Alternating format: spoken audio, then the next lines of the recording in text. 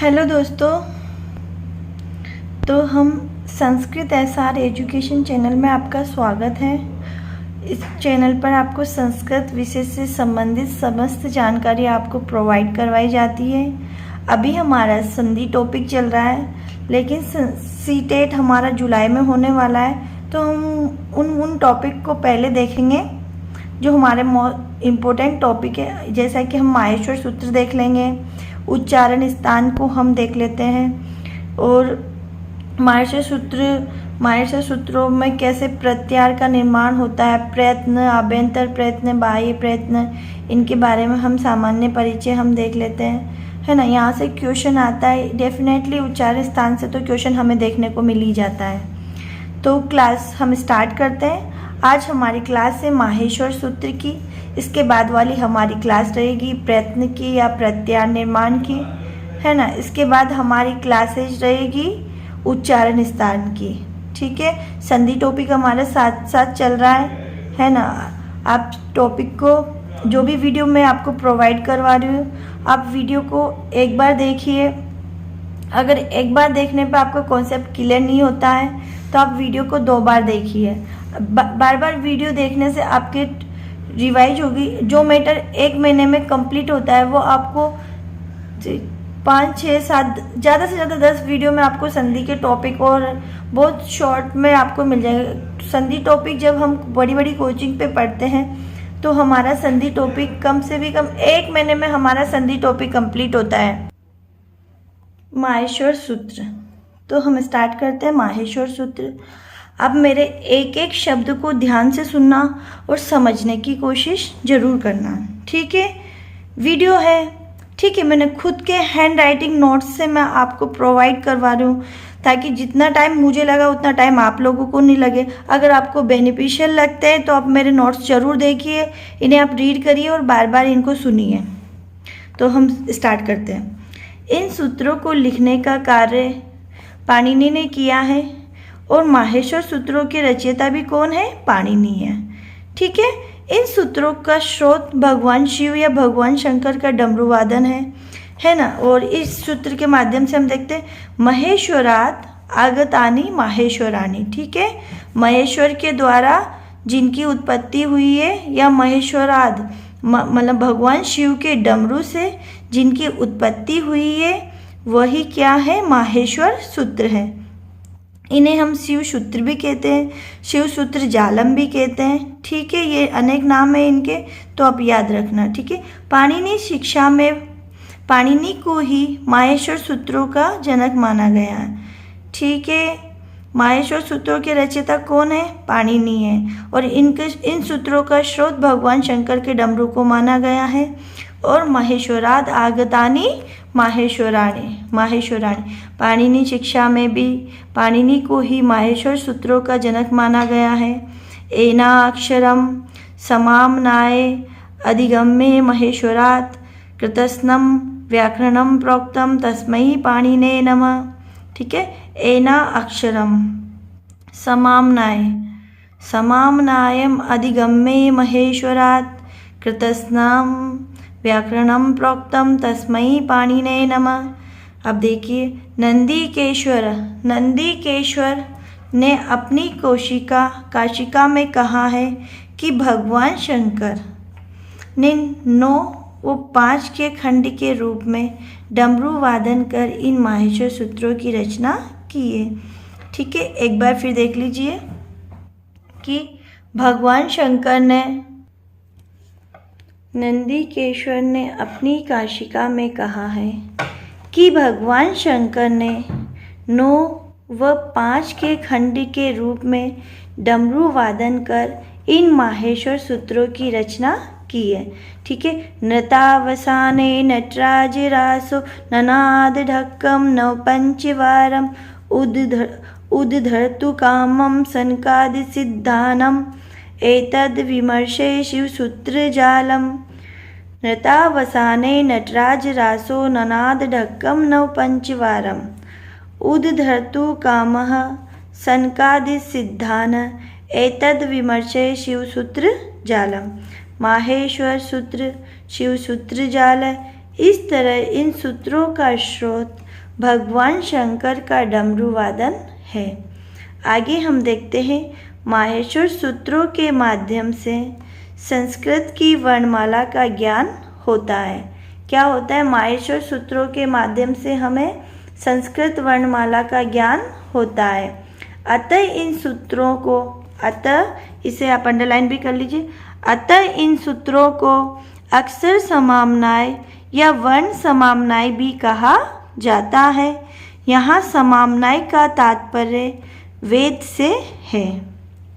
ठीक है, इनके दो नाम हैं। ठीक है, नाम तो काफ़ी सारे, लेकिन हम देखते हैं इन्हें अक्षर समाम्नाय या वर्ण समाम्नाय भी इन्हें कहा जाता है। और इन्हें हम क्या कहते हैं? संस्कृत की वर्णमाला का ज्ञान हमें किससे होता है? माहेश्वर सूत्रों से। यहाँ समाम्नाय का तात्पर्य वेद से है। अतः इन सूत्रों को अक्षर वेद, वर्ण वेद भी कहा जाता है। ठीक है, आप इन्हें अंडरलाइन कर लीजिए। नेक्स्ट क्लास में मैं मेरे साथ एक रेड पेन रखूँगी और आपको भी साथ साथ अंडरलाइन करवाते जाऊँगी। ठीक है, अगर आप नोट्स बनाते हो मेरे नोट्स के साथ साथ तो ये आपके लिए बहुत अच्छा होगा। आप मुझे कमेंट बॉक्स में मैसेज कर सकते हो कि हम आपके नोट्स बना रहे हैं, तो मैं उस अकॉर्डिंग आपको अंडरलाइन या मार्क करते हुए चलूँगी। आगे हम देखते हैं माहेश्वर सूत्रों का मुख्य उद्देश्य क्या रहा है। अगर हमसे पूछ ले एग्जामिनर कि माहेश्वर सूत्रों का मुख्य उद्देश्य क्या है, माहेश्वर सूत्रों का मुख्य उद्देश्य है प्रत्यार बनाना। अतः इन सूत्रों को प्रत्यार सूत्र भी कहा जाता है। ठीक है, एक और नाम हमारे सामने निकल के आ गया है कि माहेश्वर सूत्रों को हम क्या कहते हैं? प्रत्यार सूत्र भी कहा जाता है। तो हम माहेश्वर सूत्रों को या 14 सूत्रों को स्टार्ट करते हैं। तो हमारा पहला सूत्र है, पहले जो 4 सूत्र है वो स्वरों से रिलेटेड है और बाद के जो 10 सूत्र है वह व्यंजनों से रिलेटेड है। आप ये बात याद रखिए, स्वरों से रिलेटेड जहाँ स्वर है मतलब स्वर संधि में या स्वर संधि के जो 5 भेद है उनमें इनका यूज लिया जाता है ना। ये बात आप याद रखना कि जब तक हमें ये सूत्र याद नहीं होंगे तब तक हमारी संधि मतलब व्याकरण से रिलेटेड टॉपिक हमें क्या समझने में दिक्कत ही हमें होगी। ठीक है, तो ये सूत्र आप मेरे साथ लर्न कर लीजिए। अ ई ऊण री री कह ए ओंग ऐ औ च। ठीक है, 4 सूत्र है और ये चारों सूत्र किससे रिलेटेड है? स्वरों से रिलेटेड है। ठीक है, इसके बाद में हम देखते हैं व्यंजनों से संबंधित जो 10 सूत्र है इन्हें हम देखते हैं और इनका याद करने, ये एक फ्लो में याद होते हैं। ठीक है, अगर आप इन्हें फ्लो में बोलोगे तो ये सूत्र आपको बड़ी इजीली लर्न हो जाएंगे।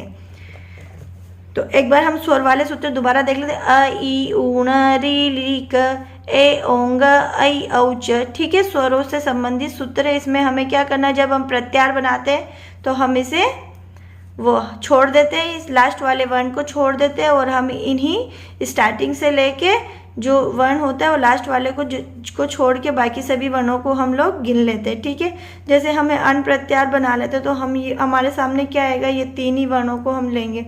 अगर हमें अक प्रत्यार बना तो अ ई ऊण लास्ट वाला छोड़ देंगे, री और क को छोड़ देंगे। ठीक है, ऐसे ही हमें अच प्रत्यार बनाना है तो अ से लेकर च तक हमारे वर्ण आएंगे और जो लास्ट वाले हैं उन्हें हम छोड़ देंगे। ठीक है, अब हम व्यंजनों से संबंधित, व्यंजनों से रिलेटेड अब हम देखते हैं। ठीक है, व्यंजन वाले देख लेते हैं हम। व्यंजन वाले हैं ह य व र ट ल ण। देखिए ह य व र ट ल ण यम गण नम, यम गण नम, यम गण नम। आप ऐसे बोले इसे ह य व र ट ल ण यम गण नम जब य घड़ दश जब, है ना। इसे देखिए, जब गढ़ दश, जब गढ़ दश, ख प छ ठ थ च ट त व, ख प छ ट त च ट त व। ठीक है, ख प छ ट त च ट त व। इसके बाद में हमारे पास है क प य श श श र और हल, श श श र और कौन से? हल। हल वाले हल देखिए। अब एक बार फिर हम इसे स्टार्टिंग से मैं बोल के बता देती हूँ। ह य व र ट ल न यम गणम जब य गड़ दश जब गड़ दश ख प च त व क प य श श र हल। ठीक है, तो ये हमारे माहेश्वर सूत्र है। हमने माहेश्वर सूत्रों को देख, एक बार आप इन 14 सूत्रों को इस तरीके से देख लीजिए। अ ई उ, लास्ट वाला हमने हटा दिया है क्योंकि हम इन्हें प्रत्याहार सूत्र भी कहते हैं। और प्रत्याहार सूत्र बनाते समय हम क्या करते हैं, प्रत्याहार सूत्र बनाते समय हम लास्ट वाले को हटा देते हैं। री लास्ट वाला हमने हटा दिया। का ए ओंग लास्ट वाला को हमने क्रॉस कर दिया। ए औच लास्ट वाले को हमने क्रॉस। ह य व र ट को हमने वो कर दिया है। ल न ल को हमने क्रॉस कर दिया। यम गणम झबाया घड़ दश जब गड़ दश ख प च त व क प य श र और हल। ठीक है, जितने भी हमने ये प्रत्याहार सूत्र देखे, ये माहेश्वर सूत्र देखे, क्योंकि हमें प्रत्याहार बनाना है। हमारा मेन प्रयोजन क्या है, प्रत्याहार बनाना। माहेश्वर सूत्रों का मेन प्रयोजन क्या रहा है, प्रत्याहारों का निर्माण करना। और प्रत्याहार के निर्माण के लिए जैसे हमने अक प्रत्याहार बनाया तो हम लास्ट वाले को छोड़ देंगे सूत्र का अ ई उ री। ठीक है, अणा हमने छोड़ दिया और क को हमने छोड़ दिया। अब हमें इसी तरीके से हमें बनाना है, क्या बनाए, हम कोई भी बीच में से ले सकते हैं। जैसे हमें एक प्रत्याहार बनाना है तो हमारे आएगा ई उ री। ठीक है, इसी तरीके से हमें प्रत्याहार बनाना है, एच प्रत्याहार बनाना है तो हमारा आएगा ए ओ ऐ औ। ठीक है, इसी तरीके से हमें अगर प्रत्याहार बनाना है, जैसे कौन सा प्रत्याहार बनाए, खर प्रत्याहार अगर हमें बनाना है तो ख से लेके र तक का आएगा। इसमें हम व छोड़ देंगे, य छोड़ देंगे, र छोड़ देंगे, ह का ल छोड़ देंगे, हल का। ठीक है, अब इसके बाद हम आगे देखते हैं। इन 14 माहेश्वर सूत्रों में प्रारंभिक 4 सूत्र स्वरों से संबंधित हैं और अंतिम 10 सूत्र व्यंजनों से संबंधित है। माहेश्वर सूत्रों के वर्णों का क्रम स्वर, अंतस्थ व्यंजन। ठीक है, हमने देखा था पहले सबसे स्टार्टिंग में क्या आए थे, स्वर आए थे।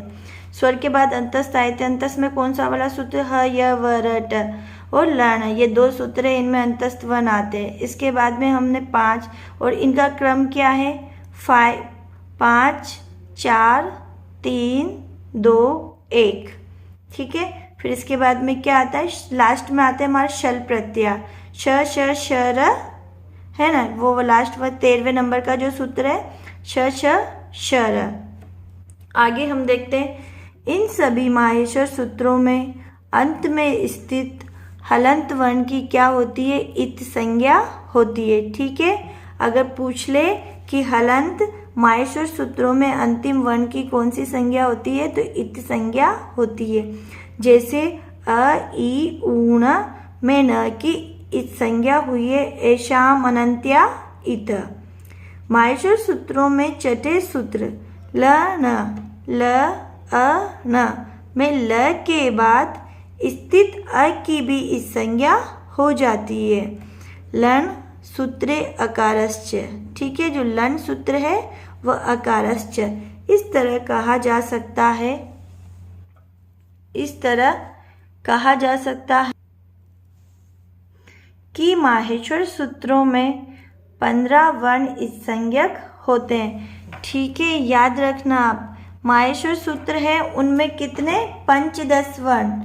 ठीक है, मार्क कर लीजिए रेड पेन से, अगर आप नोट्स कैरी कर रहे हो या नोट्स बना रहे हो या नोट डाउन कर रहे हो। 15 वर्ण क्या होते हैं माहेश्वर सूत्रों में, इत संज्ञक होते हैं। 14 व्यंजन वर्ण, 1 स्वर इत संज्ञक। ठीक है, इन इत संज्ञक वर्णों में न का अणा का मतलब, ठीक है, इन इत संज्ञक वर्णों में अणा का 2 बार पाठ किया गया है। ठीक है, इन इस संज्ञक वर्णों में अण का, एक तो अ ई ऊण और एक लण, इसमें 2 बार पाठ किया गया है। मौलिक वर्णों में ह वर्ण का 2 बार पाठ किया गया है, एक तो अण का और एक ह का 2 बार पाठ किया गया।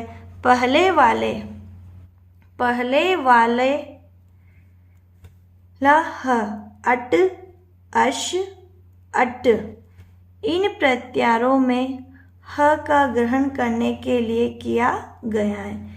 ठीक है, जो पहले वाला ह है उसमें अट, अश और अट, और इन प्रत्यारों में ह का ग्रहण करने के लिए किया गया है। बाद वाले ह वर्ण का उच्चारण झल, रल, वल और शल, झल, रल, वल और शल प्रत्यारों में ह का ग्रहण करने के लिए किया गया है।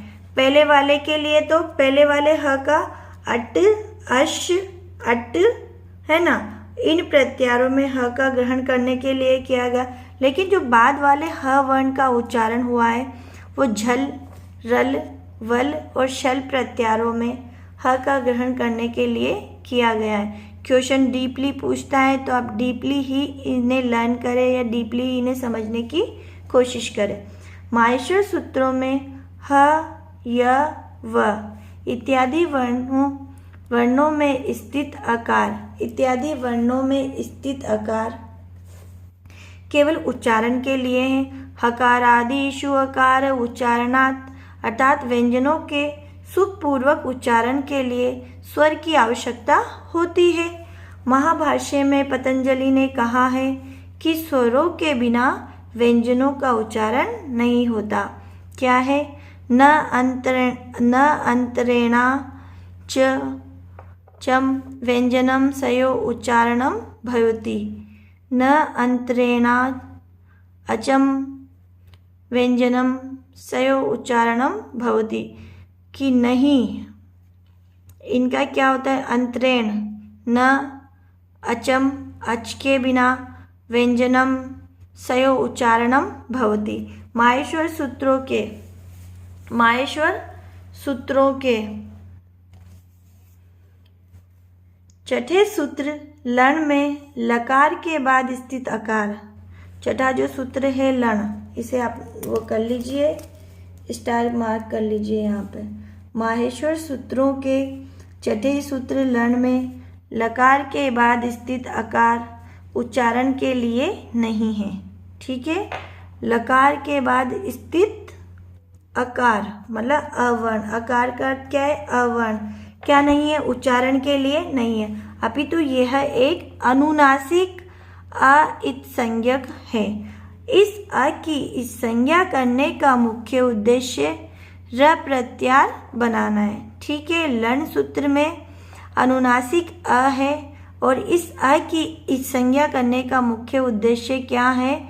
र प्रत्यार का निर्माण करना है। ठीक है, क्या है? र प्रत्यार का निर्माण करना है। आगे हम देखते हैं, अ, ई, उ इत्यादि स्वर निपात संज्ञक होके प्रग्रह हो जाते हैं, अतः इनके बीच में प्रकृति भाव संधि हो जाती है। अ, ई, उ इत्यादि स्वर निपात संज्ञक होकर प्रग्रह हो जाते हैं, अतः इनके बीच में प्रकृति भाव संधि हो जाती है। अर्थात अ, ई, उ आदि स्वर चादयो असत्वे सूत्र के द्वारा निपात बन जाते हैं। निपात एका जनांग सूत्र के द्वारा ये सभी स्वर प्रग्रह संज्ञक हो जाते हैं। हम प्रकृति भाव संज्ञा देखेंगे तब हम ये दोबारा पढ़ेंगे। आगे हम देखते हैं, प्रग्रह संज्ञक के आगे स्वर के होने पर प्रकृति भाव संधि हो जाती है। प्रग्रह संज्ञक के आगे क्या होने पर? स्वर के होने पर कौन सी संधि हो जाती है? प्रकृति भाव संधि हो जाती है। प्लूत प्रग्रह्या अचि नित्यम, प्लूत प्रग्रह्या अचि नित्यम। इस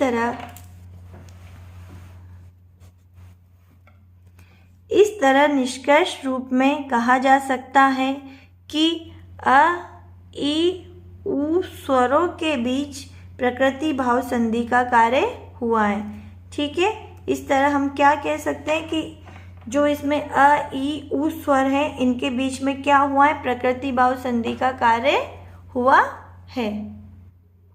तो आज हमने देखे माहेश्वर सूत्र, माहेश्वर सूत्रों के बारे में हमने देखा है और माहेश्वर सूत्रों का हमने परिचय देखा है। माहेश्वर सूत्रों को हम किन किन नामों से जाना जाता है, इनकी उत्पत्ति किस प्रकार हुई है ना, कितनी बार, कौन से, कितने स्वर, कितने सूत्र स्वरों से रिलेटेड है,